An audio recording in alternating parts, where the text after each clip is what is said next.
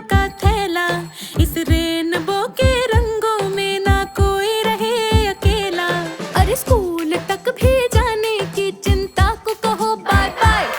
यूं घर में लगेगा भैया अब तो दुनिया भर का मेला। ये सारे अक्षरों का नंबरों का क्या है झमेला। क्यों पोयम इतनी लंबी होता क्यों है कड़वा करेला। अपनी कहानी जो जी चाहे वो लिखे। ओहो स्कूल टीवी से अब समझे और सीखे। सपनों के बादल में उड़ जाए। नॉलेज के जंगल में खो जाए। सपनों के बादल में उड़ जाए।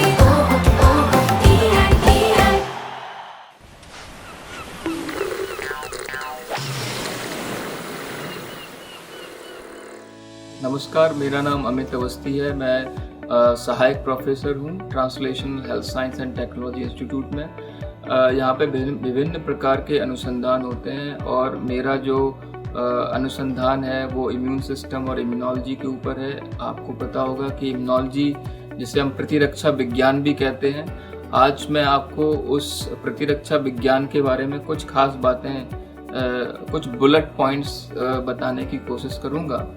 तो इम्यून सिस्टम जो हमारा प्रतिरक्षा विज्ञान है, उसकी हमें क्यों इतनी ज़रूरत महसूस होती है, और ख़ासकर आजकल के ज़माने में कभी फ्लू बीमारी चलती है, कभी कैंसर चल रहा है, कभी इन्फ्लेमेटरी बाउल डिजीज़ या ऑटोइम्यूनिटी डिजीज़ेस चल रही हैं, और हर दिन एक नई बीमारी हमारे सामने आती है जिसमें कहीं ना कहीं इम्यून सिस्टम का जो इन्वॉल्वमेंट है और एसोसिएशन है वो हर एक बीमारी के साथ जुड़ा हुआ है। तो इसलिए उन बीमारियों को ख़त्म करने के लिए हमें उस इम्यून सिस्टम को जानना बेहद ज़रूरी हो जाता है, क्योंकि अगर हम अपने इम्यून सिस्टम को जान पाएंगे तो हम अपने इम्यून सिस्टम को उस तरह से मॉड्यूलेट कर पाएंगे जिससे वो बीमारियों से हम निजात पा सकें। तो इम्यून सिस्टम में जाने से पहले और गहराई में जाने से पहले मैं आपको ये बताना चाहता हूँ कि इम्यून सिस्टम को आप कैसे इमेजिन कर सकते हैं। राइट, अगर आप इम्यून सिस्टम को इमेजिन करने की कोशिश कर रहे हैं, आप विद्यार्थीगण, तो उसमें इम्यून सिस्टम को इमेजिन करने के लिए आप सोचिए कि आप एक इस दुनिया में रहते हैं, आप पार्क में खेलने जाते हैं, आप डाइनिंग टेबल पे बैठ के डिनर करते हैं, या आप प्लेग्राउंड में प्ले करते हैं। राइट, तो कहीं ना कहीं हमारे आसपास इतने जीवाणु, जिनको मैं बोलूँगा, जिसको पैथोजेंस बोलते हैं अंग्रेजी में, और हिंदी में उनको जीवाणु बोलते हैं। जीवाणु के अंदर बहुत सारे बैक्टीरिया से लेके वायरसेस, पैरासाइट, सारी चीज़ें आ जाती हैं। तो उन जीवाणुओं और विषाणुओं से लड़ने के लिए हमारी बॉडी के अंदर एक सिस्टम है जिसको इम्यून सिस्टम बोलते हैं। हमारी बॉडी में, हमारे शरीर में अगर ये जीवाणु प्रवेश कर जाते हैं किसी भी माध्यम से, चाहे वो फूड के तरीके से माध्यम कर जाते हैं। अगर फूड, जैसे एग्जाम्पल मैं आपको देना चाहूँगा, टाइफॉइड एक फीवर होता है जो कि एक बैक्टीरिया की वजह से होता है, जिसको हम साल्मोनेला बोलते हैं। साल्मोनेला टाइफी उसका नाम है। अगर वो संक्रमित फूड के तरह माध्यम से हमारे शरीर में प्रवेश कर जाता है तो हमें टाइफॉइड की बीमारी होती है। और टाइफॉइड एक फीवर होता है जिसमें फीवर आता है। उसी तरह से अगर हमें वायरस का संक्रमण हो जाता है तो वो हमें वायरल डिजीज़ हो जाती है। तो इन सारे विषाणुओं से, सारे संक्रमणों से दूर करने के लिए हमारी बॉडी में एक सिस्टम है जो हमें इनसे लड़ने की क्षमता प्रदान करता है। तो ये सिस्टम कैसे काम करता है? ये सिस्टम काम करने के इसके तरीके हैं। इस सिस्टम को अगर हम भाग में डिवाइड करें, इसके दो भागों में हम बांट देते हैं, जिससे हमें इस सिस्टम को समझने में बहुत आसानी होगी। इसका पहला भाग हम करते हैं, इसको हम बोलते हैं इन्नेट इम्यून सिस्टम, और दूसरा भाग है एडेप्टिव इम्यून सिस्टम। तो इन्नेट इम्यून सिस्टम जो है, जिसके साथ हम पैदा होते हैं, जिसके साथ हमने हमारे जन्म से ही ये सिस्टम हमारे साथ होता है। तो इस सिस्टम के क्या क्या भाग हैं? इस सिस्टम के जो कंपोनेंट हैं वो हैं तुम्हारा स्किन है, सलाइवा है, एसिड्स, स्टमक के अंदर एसिड्स हैं, वो भी सिस्टम का पार्ट है, म्यूकोसल लेयर्स हैं। राइट, तो ये सारे इन्नेट इम्यून सिस्टम के पार्ट हैं। हमारी त्वचा है, हमारी त्वचा में जैसे हमारी त्वचा पे कोई भी विषाणु आके टच करता है, अटैक करता है, तो हमारी त्वचा इसको अंदर जाने से रोकती है, इसको ब्लड में नहीं जाने देती, इसको खून में नहीं जाने देती। तो तो हमारी त्वचा के ऊपर कुछ इस तरह के पदार्थ निकलते रहते हैं जो कि हमारे सिस्टम को, हमारे अंदर के सिस्टम को बैक्टीरिया और पैथोजन से बचाते हैं। ये तो हो गया आपका इन्नेट इम्यून सिस्टम का पार्ट। अगर इन्नेट इम्यून सिस्टम को और थोड़ा गहराई में जाके देखें, इसके अलावा, त्वचा के अलावा और क्या क्या ऐसी चीज़ें हैं जो इन्नेट इम्यून सिस्टम का पार्ट हैं, तो हम देखेंगे कि इन्नेट इम्यून सिस्टम की जो बहुत महत्वपूर्ण कोशिकाएं हैं, जिनको हम कोशिका बोलते हैं और आप उसको अंग्रेजी में सेल बोलते हैं, ये कोशिकाएं हैं जो हमें बचाती हैं। अब ये कौन कौन सी कोशिकाएं हैं जो इन्नेट इम्यून सिस्टम में पाई जाती हैं? ये हैं आपकी मैक्रोफेज, दूसरी कोशिका है न्यूट्रोफिल्स, तीसरी कोशिका है डेंड्राइटिक सेल्स, चौथी कोशिका है नेचुरल किलर सेल्स। इसके अलावा और भी छोटी छोटी कोशिकाएं हैं जिनकी तादाद ज़्यादा नहीं होती, लेकिन जो 4 मैंने कोशिकाओं के नाम बताए हैं, macrophage, dendritic sales, neutrophils, natural killer cells, ये बड़ी प्रमुख कोशिकाएं हैं। अब जैसे मैक्रोफेज, न्यूट्रोफिल्स का मैं आपको एक उदाहरण दूंगा। ये ऐसी कोशिकाएं हैं जिनको हम फैगोसाइटिक सेल्स बोलते हैं। ये फैगोसाइटिक सेल का मतलब क्या होता है? जैसे आपके शरीर में कोई भी संक्रमण प्रवेश करता है या बैक्टीरिया प्रवेश करता है, फॉर एग्जांपल ट्यूबरकुलोसिस का एग्जांपल ले लेते हैं या साल्मोनेला टाइफी का एग्जांपल ले लेते हैं, जो टीबी करता है और ये टाइफाइड करता है। तो ये जैसे ही हमारे बॉडी के अंदर जाते हैं तो हमारी जो फैगोसाइटिक सेल्स हैं, जो न्यूट्रोफिल्स हैं और मैक्रोफेज हैं, ये उनको एनगल्फ कर लेती हैं। ये कोशिकाएं उनको अपने अंदर समा लेती हैं और जैसे ही वो अपने अंदर समाती हैं उनको ये किल कर देती हैं, उनको मार देती हैं। तो एक तरीका हो गया हमारे बॉडी से संक्रमण को दूर करने का, ठीक है। इसके अलावा जो दूसरा इम्यून सिस्टम का पार्ट है वो है एडेप्टिव इम्यून सिस्टम, जो कि हमारे साथ साथ जैसे हम पैदा होते हैं वो हमारे साथ ट्रेंड होता है वो इम्यून सिस्टम, इसलिए हम उसको एडेप्टिव इम्यून सिस्टम बोलते हैं, जो कि इन्नेट से बहुत अलग हटके होता है। तो इन्नेट इम्यून सिस्टम के जो सेल्स हैं उनके बारे में आपको मैं बताऊंगा। उससे पहले मैं आपको ये बताना चाहता हूँ कि ये सारी जो इम्यून सेल्स हैं या जो इम्यून कोशिकाएं हैं या प्रतिरक्षा तंत्र की जो कोशिकाएं हैं वो कहाँ पे बनती हैं। तो उन सारी कोशिकाओं का जो जन्म स्थान कहेंगे जहाँ पे ये बनती हैं वो है हमारी बोन मैरो, और इनको बोन मैरो सेल्स भी बोलते हैं। तो बोन मैरो कहाँ पे होती है हमारी बॉडी में? बोन मैरो हमारी जो हड्डियाँ हैं, जैसे जांघ की हड्डी हुई या हाथ की हड्डी है, इनके अंदर मैरोज होती हैं। तो उन मैरोज के अंदर ये सारी कोशिकाएं बनती रहती हैं और वहाँ से ये सारी कोशिकाएं बनने के बाद अलग अलग स्थानों पे चली जाती हैं।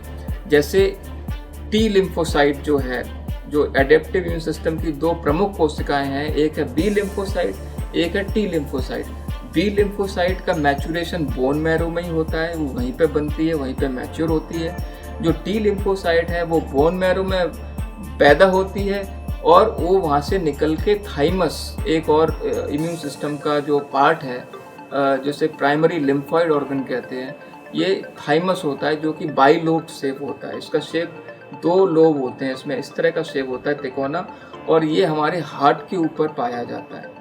जैसे जैसे जब हम छोटे होते हैं तब हमारे थाइमस का आकार बहुत बड़ा होता है। जैसे जैसे हम अडल्ट होते जाते हैं और वृद्ध अवस्था की तरफ जाते हैं, वैसे वैसे हमारा थाइमस का आकार छोटा होता जाता है, सिकुड़ता जाता है। इसका मतलब ये हुआ, जब हम छोटे होते हैं तब हमारी टी लिम्फोसाइट बहुत ज़्यादा बनती हैं, क्योंकि हमें उनकी ज़रूरत होती है उस वक्त। और जब हम वृद्ध होते चले जाते हैं तो हमारा जो थाइमस कम हो जाता है, तो हमारे टी लिम्फोसाइट कम मैच्योर होते हैं। तो बी लिम्फोसाइट और टी लिम्फोसाइट का क्या योगदान होता है इम्यून सिस्टम में?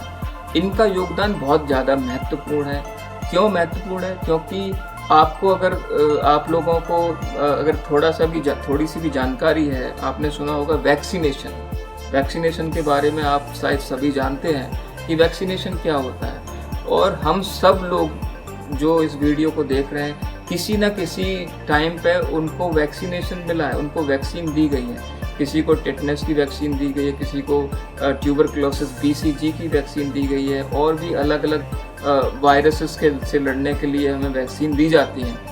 तो वैक्सीन जब हमारी बॉडी में इंजेक्ट होती है, जब हम इंजेक्ट करते हैं, जब डॉक्टर हमें वैक्सीन देता है, उसके बाद उस वैक्सीन के लिए बी लिम्फोसाइट और टी लिम्फोसाइट, जो कि एडेप्टिव इम्यून सिस्टम का पार्ट है, वो बहुत महत्वपूर्ण रोल प्ले करती हैं।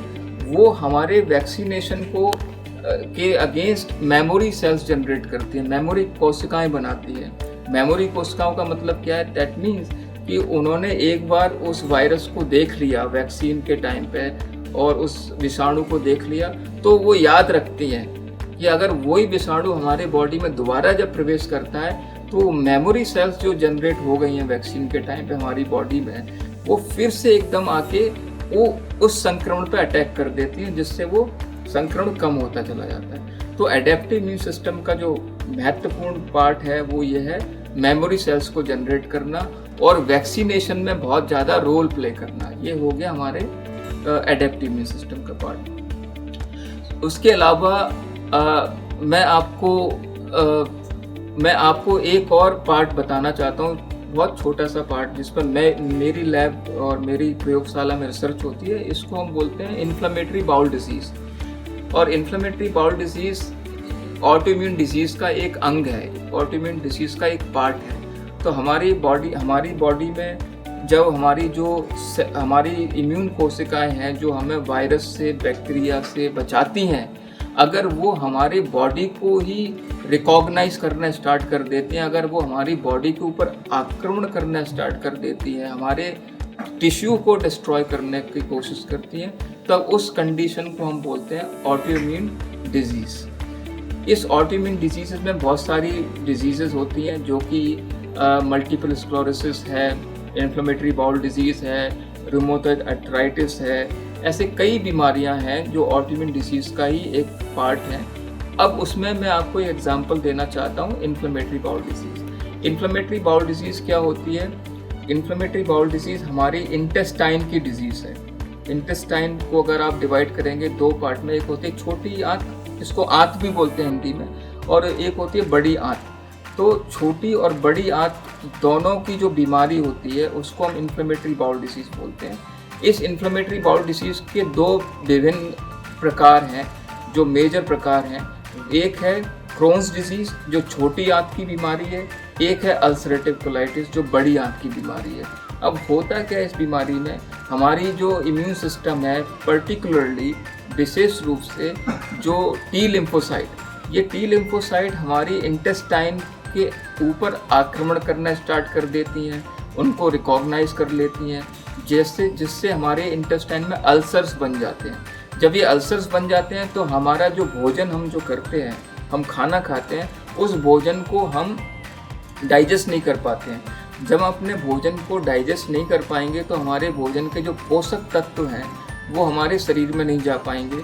उससे क्या होगा? हमारा शरीर कमज़ोर होता चला जाएगा, बहुत ज़्यादा कमज़ोर होता चला जाएगा, क्योंकि हमारे बॉडी में पोषक तत्व एब्जॉर्ब नहीं हो रहे हैं, क्योंकि हमारी इंटेस्टाइन में बीमारी है। तो इस इंटेस्टाइन की बीमारी को हम ठीक करने के लिए विभिन्न प्रकार के अनुसंधान कर रहे हैं। उसके बारे में मैं अगले वीडियो में आपको बताऊंगा कि हम उस बीमारी को कैसे ठीक कर सकते हैं, कैसे उसको आइडेंटिफाई करते हैं। तब तक के लिए धन्यवाद।